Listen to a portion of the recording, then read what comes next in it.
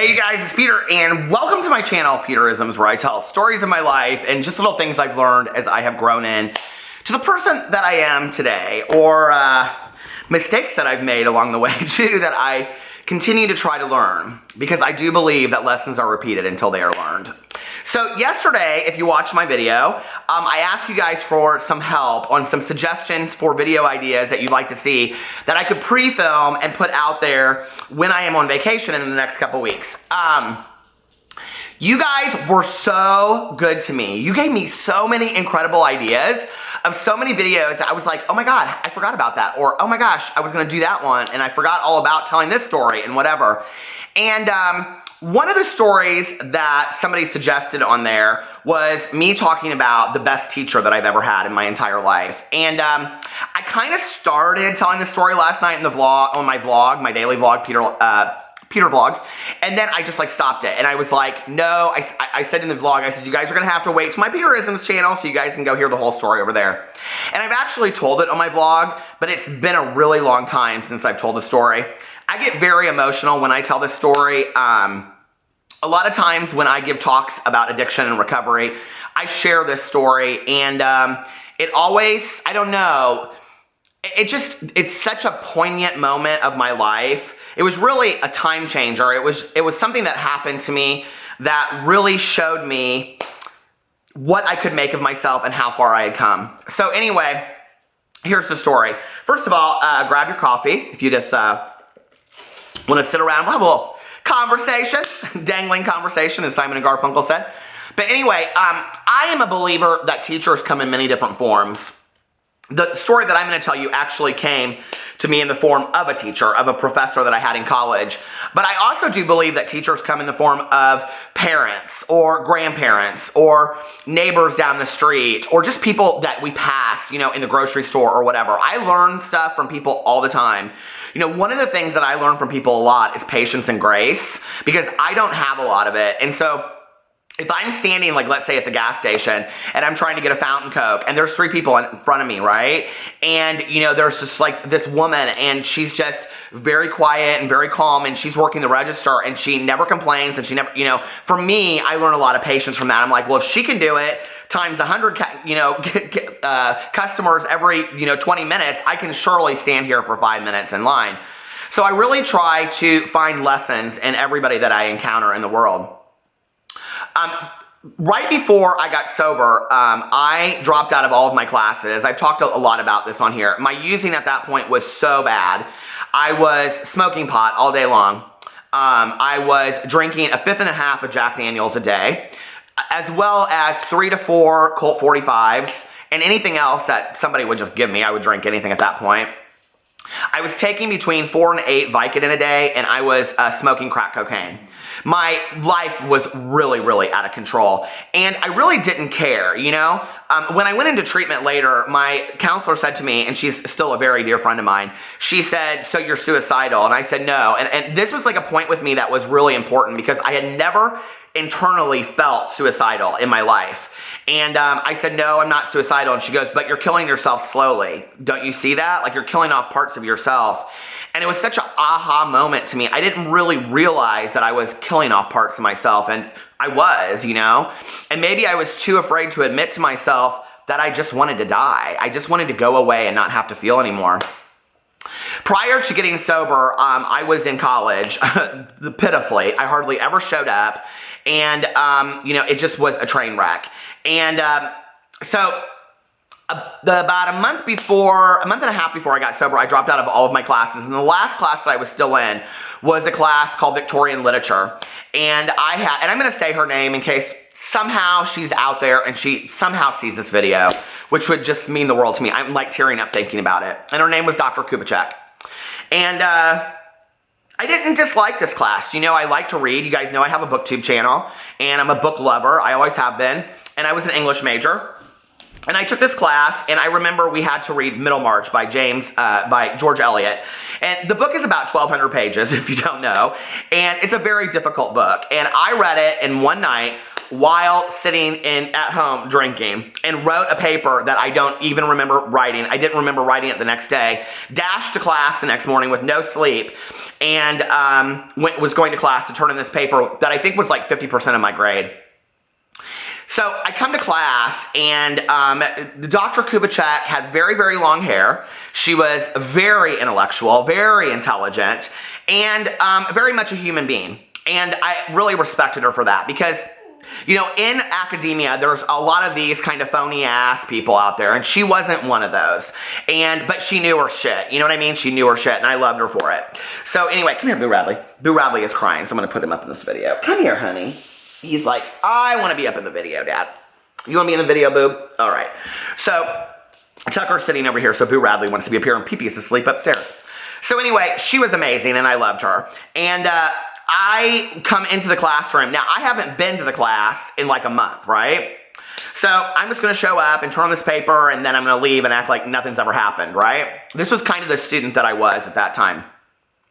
So I come to the classroom, and she's standing in front of the door, and she's standing kind of to the side, and as I like come into the room, she moves in front of the door, and I was like, hey, how are you? And she was like, I'm good. And I said, I'm here to turn in my paper, and she goes, no, you need to go drop this class. And I said, excuse me? And she said, you need to go drop this class. And I said, I don't know what you're talking about. And she said, Peter, she said, you haven't been here in a month? She said, when you are here, she said, you smell so bad of alcohol. At that point, I was drinking so much that my body was like, look at Boo in the background. My body was like detoxing alcohol on a daily basis. And she said, you smell so bad that other students are complaining about it.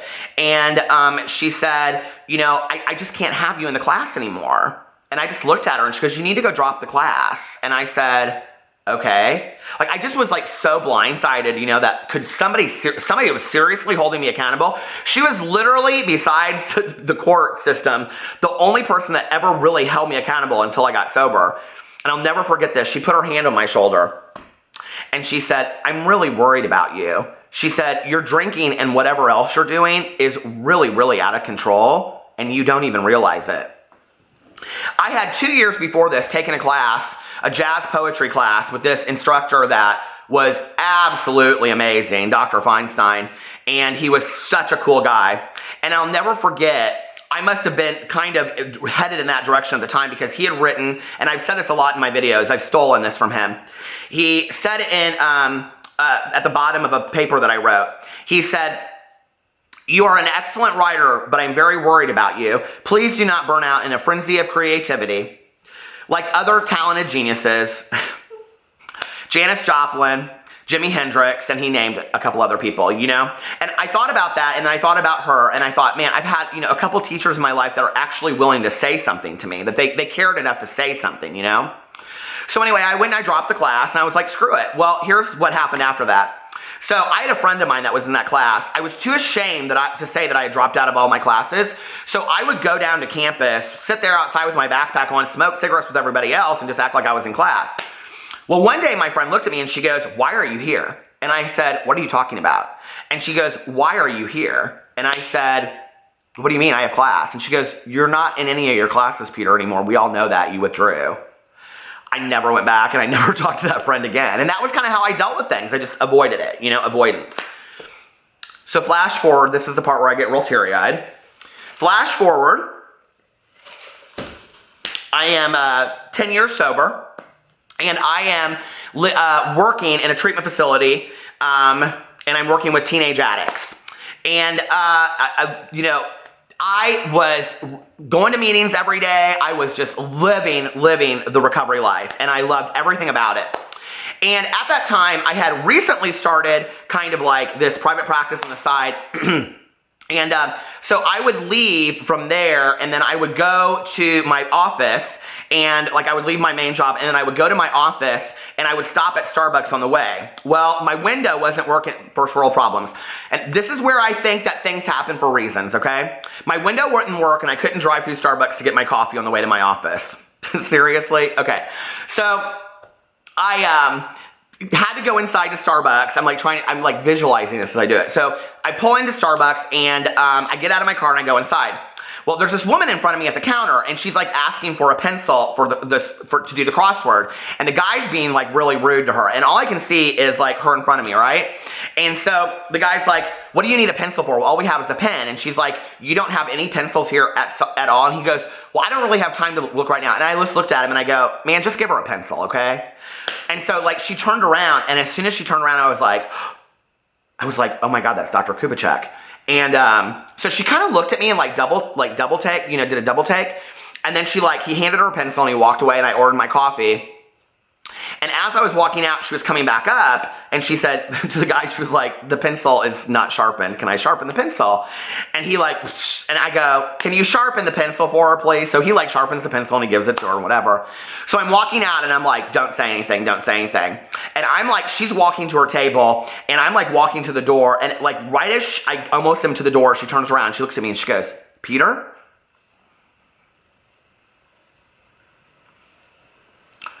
Nobody remembered me, like I wasn't memorable except for being a mess. And I said, Dr. Kubitschek? I said, how do you ever remember me? And she said, I'll never forget you. She said, that was one of my hardest days teaching ever, was to tell you to leave the class. I was very, very worried about you. She said, you had such a bright spirit about you. She said, you were such a bright young man. And she said, but I was so worried about you, and I couldn't continue to enable it and have you in class. And she said, how have you been? How are you doing? And I said, you'll never guess. I said, but I got sober about a month after that. I said, I've been sober for 10 years. I said, I work in an addictions treatment center with young people. And I said, I have an amazing life. And she looked at me and she said, wow, she was like, we don't ever get to really hear as professors and teachers what happens to our students, like after the fact, like they graduate, they move on. And I said, you changed my life, that? Like you were one of the only people that was willing to ever say anything to me. And she said, I didn't change your life. She said, you changed your life. And she said, pass it on and be willing to say something to somebody else down the road that really needs to hear what you have to say. And she smiled at me and she goes, can I have a hug? And I said, oh, sure. And she gave me a hug. She whispered in my ear, she said, you have a wonderful life. And I turned and I like smiled at her, and then I walked out the door, and it was like, I knew in that moment I would never see her again. Like the purpose for her in my life had been served. And I did make amends to her on the spot too. Like in that conversation, I said, I owe you an amends for how, I behaved in that class. And she said, thank you. She didn't say, no, you don't. She said, thank you. I'll accept that. And she was awesome, and I think about that, and I think about what small details it takes, to really impact or change somebody's life. And I look back on my life and I look at the things that people said. I also had a friend of mine that was willing to tell me something, and I've talked about that on here, and I'll probably do a whole story time on it before, but I had a friend of mine, when none of my friends were willing to say anything to me, that said to me, you're either going to tell your dad what's going on, or I'm going to tell your dad what's going on, because this is out of control and I'm scared that you're going to die. At the time that Dr. Kubitschek and Dr. Feinstein and my friend said things to me, it didn't mean anything, okay? It didn't mean anything, but they had planted a seed. And, a year later, 2 years later, 23 years later, look at what makes me tear up. Look at what makes me think about things in the world and what really resonates with who I am as a person. That small gesture of her standing outside of a door room and putting her hand on my shoulder and saying, I'm really worried about you, had a huge impact on my life. It was probably the greatest thing she could have ever taught me, and she didn't even know that when I signed up for her Victorian literature class. So Dr. Kubitschek, if you're out there, thank you for being the greatest teacher I ever had in my entire life. And I hope in some small way I can pass on those lessons that you gave me to other people. I love you guys, and I will see you later. Bye.